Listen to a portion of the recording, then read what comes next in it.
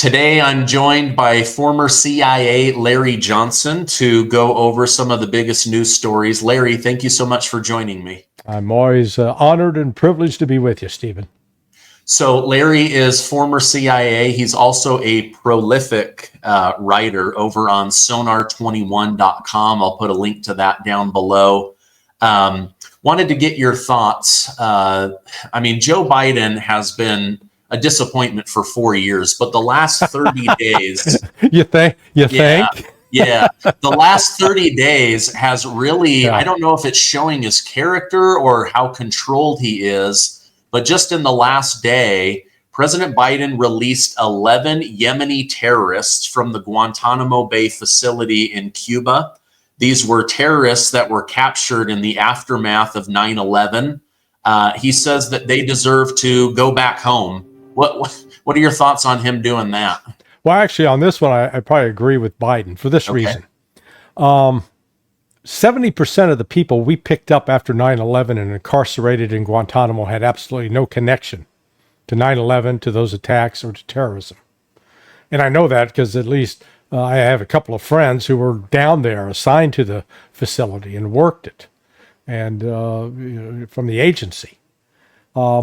And really, the Guantanamo was a stain on America. Look, we got to do it one of two ways. If we pick up somebody that we believe is a terrorist, subject him to court-martial, and then punish him. But what we had was a gulag archipelago where we put these guys they were in limbo.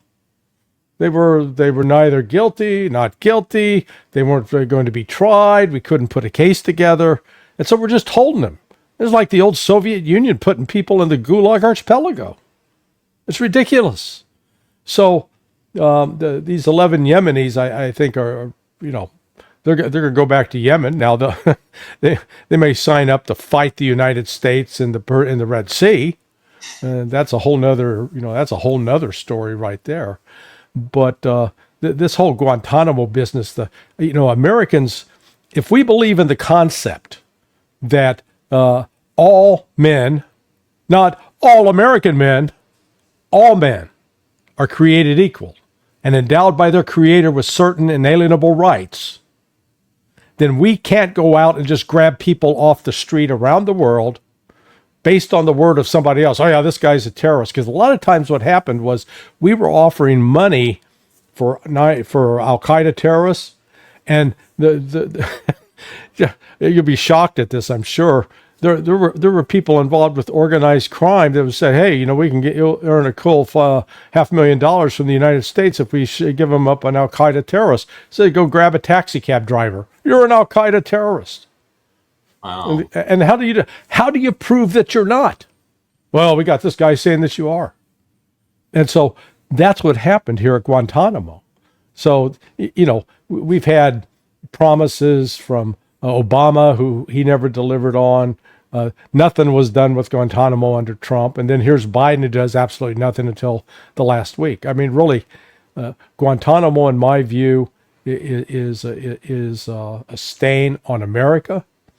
If we have evidence that these people are, in fact, engaged, that they carried out terrorist activities, that they supported attacks on civilians, then fine. Try them, convict them, and either jail them for life or execute them. I don't care. But at least let's have some form of legal process instead of this, Kafkaesque system where you go into the hole and you're there forever without any recourse, without any chance to appeal. There's a movie out called The Mauritanian, which I'd encourage the people that listen to you and watch you to check out. And it was about a guy that got falsely accused of being an Al-Qaeda terrorist and his 12-year journey. And he was tortured by Americans. And the guy was innocent. He had no involvement with terrorism. And what's sort of remarkable about him is after suffering all this indignity and pain at the hands of American torturers, he's been forgiving. He's not seeking vengeance. So, there's some lessons to be held there. Yeah, I appreciate you clarifying that, because articles about this event, whether on the left or right, they just say 9/11 connected, but then there's no backstory, Yeah. there's no detail, there's no what crime they committed. Exactly. And so maybe at $100,000 a head, the right thing is just to ship them back to their own country and let their own country deal with them. Right. And in fact, we shipped them to Oman, and then they're going to go from Oman back to Yemen. Okay. What are your thoughts? Just this morning, President Trump, or President-elect Trump, held a press conference where he told Hamas to release the American hostages before he takes office, or all hell will break loose. It will not end well for Hamas. What are your thoughts on that? Stupid threat. What's he going to do? Hamas is already living in hell. Has anybody seen any pictures of Gaza? I don't think there's a single building standing. Every hospital, every mosque, every college, every school has been leveled. What more are we going to do to them? Are we going to start lining up? The Israelis have already killed over 45,000 civilians. So, what are we going to do to Hamas? Are we going to invade? Are we going to put U.S. troops on the ground? I don't know about you, but one of the reasons I supported Donald Trump was to get out of these mindless, stupid wars overseas. If he reverses course and starts putting U.S. troops on the ground at a place like that, right away, he's created a problem. Now, I think what's going on, in light that he had the guy that's handling the negotiations show up and say the deal's going to be done. I think Trump is doing his old art of the deal, where he's making this bombastic, there'll be hell to pay. And then when actually there's already a deal in the works and some of the hostages are released, he'll take credit for it and say, see, my threats worked. Now, I'm of the school that don't ever make a threat you're not willing to carry out. And then you say, okay, we're going to make hell to pay. What exactly are we going to do? Are we going to drop a nuclear bomb on civilians? Are we going to launch airstrike on the Gazan civilians? Because there's no way to separate the civilians from the people from those the small number of Hamas fighters. So we end up killing civilians, and we say, well, that's okay because it's justified. I think, I found that sort of disturbing. I think Trump shoots himself in the foot when he does that. But he's going to be president, and he will, as they say, live by the sword or die by the sword. He's got a chance to be, to go down in history as the most consequential president in American history. If he keeps us out of war and restores the economy and restores the safety and security for the American people. But if he embroils us in foreign wars, he will go down in history as one of the worst presidents. So it's a watershed moment for him. Yeah. What would be the advantage of holding our hostages at this point? Well, they're not holding our hostages. Look, the reason Hamas did what it did on October 7th is Israel was already holding 5,000 Palestinians, just the same way that we're holding these terrorists at Guantanamo. Like I said, the majority of the people that were holding in Guantanamo were not terrorists. Do you understand that there is a Palestinian Christian, a 17-year-old girl that the Israelis have picked up and put into the prison with no due process, no lawyer, no charges. She's not a Muslim. She's not a member of Hamas. She's a Christian. And the Israelis put her in prison. So what Hamas did on October 7th was to take hostages in order to try to get leverage with the Israelis to get a trade. And the Israelis don't want to trade. So this is not like what happened in Beirut, Lebanon back in the 1980s, because I worked on that directly when I was at State Department. This was Hamas trying to get leverage vis-a-vis Israel, and it's back. I think it's backfired on them. But Trump can make all the threats he wants. It's not going to get the hostages free. It's not. Look, I only spent 23 years scripting terrorism, counterterrorism exercises for Delta Force, SEAL Team 6. Those are our hostage rescue teams.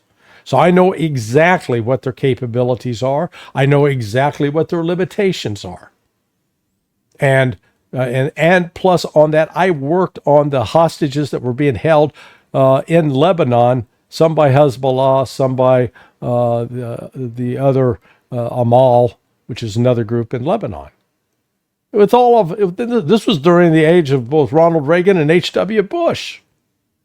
We couldn't find them, and we certainly didn't have. We had a top secret U.S. Intelligence unit, military, running around Beirut looking for them. Couldn't find them. So like I said, I hear all the political rhetoric, but I've worked this stuff firsthand, and it's stupid to say stuff like that. If you can do it, be silent and do it. What, in your opinion, what is the fastest way to end the Russia-Ukraine war? Is it for Trump to dry up funding to Zelensky? Yeah. Is it to make a threat against NATO? We're not giving any more support until there's an actual sit-down meeting. No, not only the quickest way, the only way that Trump's going to bring this to a quick end is on day one, he tells Zelensky, hey, the money's off. We're not sending you any more. And we're recalling all American intelligence and military personnel. It's over. That's the only thing that's going to stop it. Because if Trump thinks, oh, well, we can pressure the Russians. No, we can't. We've got zero leverage over Putin and Russia. They're winning this thing on the ground. So that'll be, if Trump and them think that they can persuade the Russians to do a ceasefire in place, that ain't happening. And, part of the problem, though, is President Trump is being lied to by the intelligence community. He repeated it today that, intimating that the Russians have suffered more than 200, 300, 400,000 dead. That's not true. Absolutely not true. The truth of the matter is the Ukrainians have suffered over 1 million casualties, killed and wounded. That's from the Russian Ministry of Defense, minimal.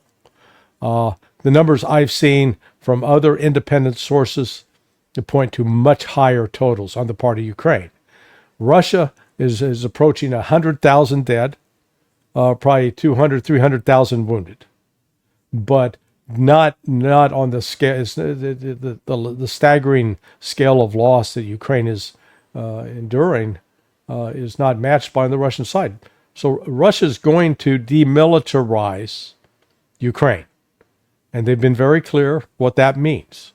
That means that the Ukrainian military is going to be eviscerated or defenestrated, however you want to call it. They're not going to have the ability to continue to launch attacks on Russian territory. That's number one. Number two, they're not going to receive any more foreign military aid. They're not going to continue to conduct military exercises with NATO and with the United States. That's going to stop. That's what Russia means by demilitarize. The whole military contingent on Ukraine is going to come to an end. They'll have a national police force, but they're not going to have a military capable of launching attacks on Russia. They're not going to put up with that anymore. It's coming to an end. They're going to have a buffer state. The United States refuses to accept that. We pretend, we're not going to stand for that in a minute. Well, we can posture all we want. There's not a damn thing we can do about it. Short of what? We want to go to nuclear war with Russia? Yeah, let's try that. We'll get beat. Colonel Douglas Macgregor has said that if Trump starts off his new presidency by giving more money to Zelensky, that it's going to hurt his ability to negotiate with Putin and Russia. Do you think that's true? Absolutely. Absolutely true. Again, you got to look at it from Russia's standpoint, and you've been involved with negotiations in your business. What is it that Russia needs? Does Russia need to have sanctions lifted? No, they don't. They're doing fine economically. Does Russia need a military assistance from outside? No, despite this persistent lie that's told that, they had to have North Korean troops come in to Kursk to fight because Russia was so desperately short of manpower. That's just a CIA fabrication, nothing more than that. Russia doesn't need anything except what they've said they need. They want Ukraine demilitarized so that Ukraine no longer presents any kind of military threat to Russia and to Russian people, that it's not going to continue to carry out rocket and missile attacks on people in the Donetsk, Luhansk, Kherson, and Zaporizhia regions, number one, as well as Crimea. Yeah, so that's point number one. Point number two, stop the military exercises with NATO. Concede that there will never be a Ukrainian role in NATO, and end all foreign military support for Ukraine. It's real simple. That's where Russia is. They're not going to back away. That is their starting position in negotiations now, and they're not going to back off from that. So the key for the West is to recognize what leverage do we have? What leverage do we have? We can send. Hey, God, we can send all sorts of weapons, except we don't have weapons to send. You realize we only make 550 Patriot missiles a year, and Ukraine fires off that many almost in like 3 months, or has over the last year. We don't have any more ATACMS missiles. We've completely exhausted our supply of those. We don't make enough HIMARS to keep pace with their use as they've been used in Ukraine. Ditto for artillery shells. Ditto for artillery barrels. Ditto for tanks. But let's just assume that we got magical production capabilities and we can send all sorts of weaponry to Ukraine. Who's going to use it? They don't have the trained manpower to effectively use any of the weapon systems that we would send them. And we've said gave them F-16s, but they didn't, even after training course for pilots, that failed. So, we spent so much time here in America lying to ourselves about our capabilities and about our so-called successes on the ground in Ukraine, that the reality is going to be a harsh wake-up call. Yeah, you're making me think of the old saying, put your money where your mouth is. Yes. If they put more money into Ukraine, which I believe the majority of Americans are against now. Yeah. 2 years ago, I couldn't have said that. Now I can confidently say the majority of Americans want the war to end, and they don't want to put any more money into Ukraine. But if he does, that just signals to Vladimir Putin, we say we want to end this, but then we just funded keeping it going. So I agree with Colonel Macgregor that I think money is the key, and cutting off money is also the key. Well, but understand there's real strong incentives here in the United States to keep that money flowing, because the money that goes to Lockheed Martin, to General Dynamics, to Raytheon, to other defense contractors, they're making a lot of money off of this. And a lot of that money that they make goes into the pockets of members of Congress. So members of Congress have an incentive to keep the sugar train rolling. So this has more, I think, a lot to do with our own economy, that we keep priming that pump on the defense side, even though it's terribly expensive. And what do we get for it? Well, we actually have limited output. So we're in a real bind right now, from what our belief, our perception of ourselves in terms of our capabilities. We're sort of we're frozen in, like we think we're still in World War II, where we got all this great factory capability and we can crank out tanks and planes and ships at a moment's notice. We can't. And then compounding it, and it twists it off into our relations with China. We've been imposing sanctions on China, so the Chinese have turned around and said, fine, we're now no longer going to export gallium and antimony to you. And people go, so what? Well, gallium and antimony are critical, vital elements in the production of several weapon systems for the United States. Without access now to those rare earth minerals, there are elements of the U.S. defense industry that are going to be shut down, can't produce. So this is, this is where we get so focused upon one area. We fail to see sort of how these things have broader ramifications around the world and with our relations with other countries. Yeah, it's kind of reminds me of Dr. Seuss's story of the Lorax, where he wants to make money so bad that he's chopping down all the trees because he believes he'll never run out of trees. And then they finally, have the last tree, and they go, oops, now we've really hurt ourselves by running out of trees. It's like they just keep chopping down trees in Ukraine and feeding the furnace here in America. But at some point, like you said, not only have they run out of bodies, but they've run out of trained bodies. They couldn't even use the weapons if we could give them. And yet our economy has really benefited from this terrible war over in Europe. Yeah, I mean, people need to understand that this training pipeline, even if Ukraine suddenly today said, okay, all right, we're going to start drafting 18-year-olds. Okay, I would encourage your viewers and listeners to go back to and watch, if they had a chance, the HBO series Band of Brothers, because it really does it does an effective. The very first episode shows that here they were prepared to go into their first combat in June of 1944, the invasion of Europe, Normandy. Well, but you go back to the summer of 1942 when all these guys were being trained to be paratroopers. The point of that is that training took at least 18 months to get those soldiers ready to go into combat. And even then, when they went into combat, they were still green and inexperienced. But yet it's 18 months minimum. Well, even if Ukraine started today, you would not see that cadre of trained green troops coming out for another 18 months.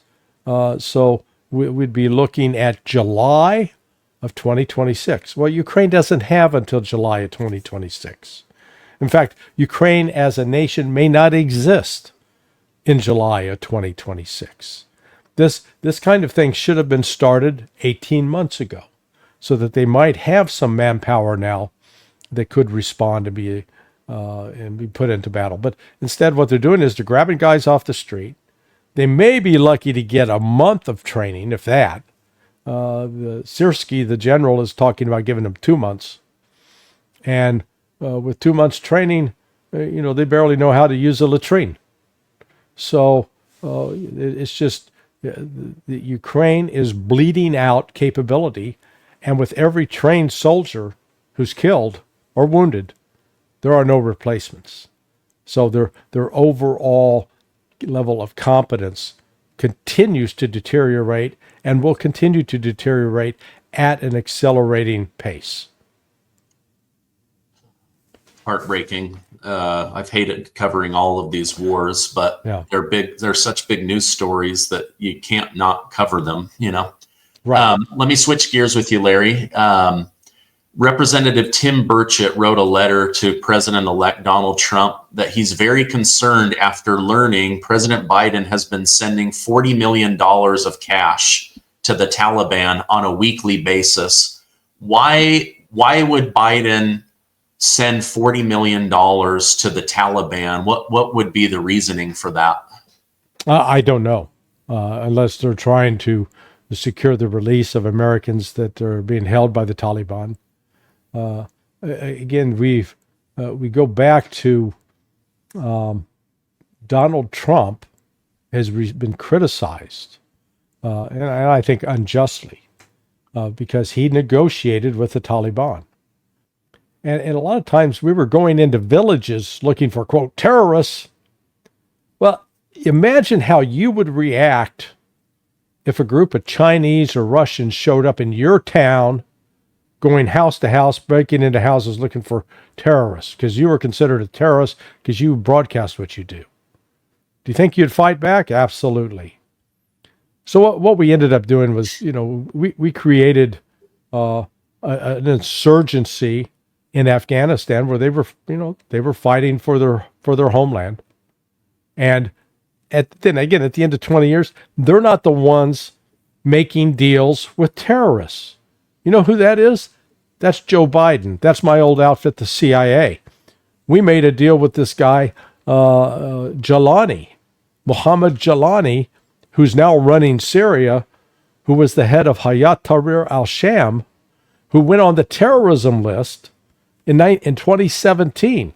And from 2017 until last year, was listed by the U.S. State Department, my old office, the Bureau of Counterterrorism, listed as one of the top 10 terrorist groups. So here's the United States funding terrorism, making deals with terrorists. We had a $10 million reward on that guy's head. We took it off. And yet we're complaining about the Taliban. I mean, if you're looking for consistency in U.S. policy where we have clear moral principles that we abide by, boy, you're going to look in vain because it doesn't exist. Yeah. Okay. I couldn't think of a reason why we would be giving them pallets of cash every single week, secretly flown in. I mean, members of Congress are just barely learning about these pallets of American cash being flown in. All right, final question. This one's a little bit more political. In the last week, 150 Democrats voted against a new bill that would protect women who are abused or sexually abused by illegal immigrants. Mm-hmm. And then today, 159 Democrats voted against the Lincoln-Riley Act, which would put illegal immigrants allowed to arrest them and put them in detention for committing crimes. Does the Democrat Party, do they want crimes? Do they want these illegals to come here and then be able to do whatever they want? Short answer, yes. And that's why they lost the election, or at least lost the election in some areas. The fact that there are, you can get 158 of these people even elected, it shows you, I guess, some of the limitations and problems with democracy. This is like people voting for suicide. What has taken place in New York City, where people get arrested for crimes and then are released back into the population so they can commit more crimes, has just been one of the major has made New York really a more dangerous place. So it's I guess if I was a Republican. You remember the Republican National Committee? I'd probably be sending secret contributions to each of those 158, 159 Democrats that voted that way and say, keep it up, guys. Because the more they do that, the better it makes my job easier as a Republican official. To say, look how crazy these people are. Look how much they threaten the average American. Yeah, it just... again, put your money where your mouth is. You're voting for violence. You're voting for them to be back on the street after committing crimes against your voters. Politically, it makes no sense. But as you said, it's why they lost the election. Well, look, Stephen, I'll guarantee you that if those Democrats have kids, and you look at their parenting skills with those kids, I bet you they never held their kids accountable for anything. And within your own family, and any of your listeners out there that have kids, that children don't know, they're not born knowing right from wrong. Got to teach them. And you have to create limits. And you have to set boundaries.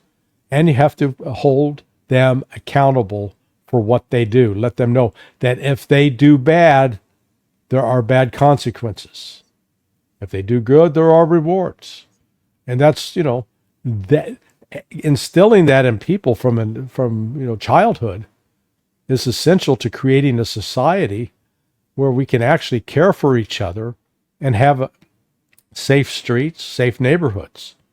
My neighborhood was in the news just the day after Christmas when Yeah, it was the Thursday after Christmas. There was an attempted break-in in Lakewood Ranch, a home invasion. And a husband and wife sitting there watching television, and these two illegal migrants tried to break into their house. The guy, fortunately, had a firearm, shot and killed one of them. And the other guy ran off. They caught him on the golf course later. But the point is, you shouldn't be in a situation where you're sitting in your house and you have to have advanced firearms training in order to protect yourself. That's not how people want to live. But when you've got politicians like the 159, 158 Democrats that you identified, that it basically endorse sexual crimes against women simply because they don't want to hold anyone accountable, then when it happens to them, I guarantee you they'll be shocked and they'd be outraged, they'd be demanding action.